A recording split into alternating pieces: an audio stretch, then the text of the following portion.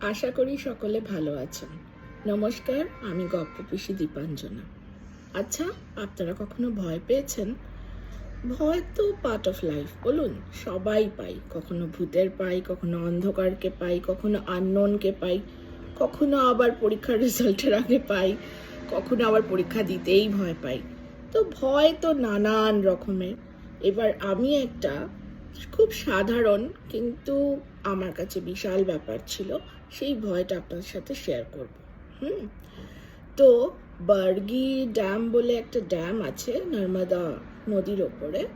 আমরা সেখানে গেছিলাম পিকনিকে। তখন আমি ক্লাস 2 বা 3-তে পড়ি। হ্যাঁ, খুবই ছোট মেয়ে তখন। ওখানে জল টল কিছুই হয়নি। ড্যামটা তখন হয়েছে, কিন্তু জল টল তো ছাড়াও হয়নি, তৈরি হচ্ছে। তো যেই দিকটা অলরেডি হয়ে গেছে সেখানে খুব সরু সরু সিঁড়ি ছিল। তো যেহেতু আমরা পিকনিকে গেছি, প্রচুর ফ্যামিলি ছিল, বাবার বন্ধুর বেশ কিছু ছেলেমেয়েরা, ওরা ওই সরু সরু সিঁড়ি বেয়ে নিচে নামতে শুরু করেছে। তাদের দেখা দেখি আমিও শুরু করেছি। তারা কিন্তু আমার থেকে বয়সে একটু বড় ছিল, আমি গ্রুপের মধ্যে ছোট ছিলাম, কিন্তু সাহস করে নামতে তো শুরু করেছি। ওরা বলে, ওরে নামিস না নামিস না, তোর দ্বারা সম্ভব হবে না, ভয় পাবি, তুই চলে যা।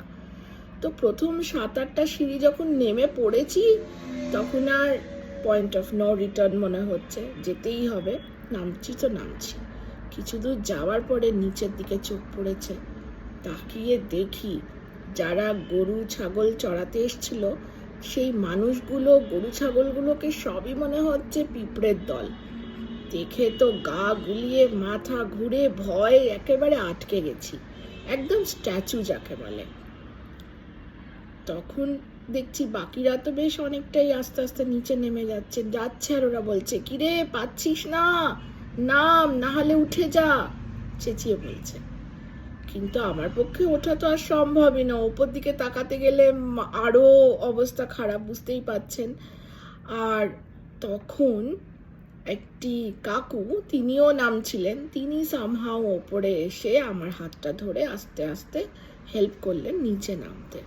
তো আমি ভয়টা ওই সেদিন ফার্স্ট জানলাম যে ভয় পেয়েও কাজটা করা যায়, সাহস করা যায়, বিশ্বাস রাখতে হয় যে করতে পারব। বিশ্বাস রাখতে হয় যে আমাদের মাথার ওপর একজন আছেন, যিনি কিন্তু চেষ্টা করলেই সাহায্য করেন। ঠিক আছে, এটা আজকে শেয়ার ছিল আমার আপনাদের সাথে। আপনারাও যদি এই রকম ছোট ছোট ভয় ওভারকাম করেন, কেমন লাগে সেটা একটু বলবেন। কেমন? নমস্কার।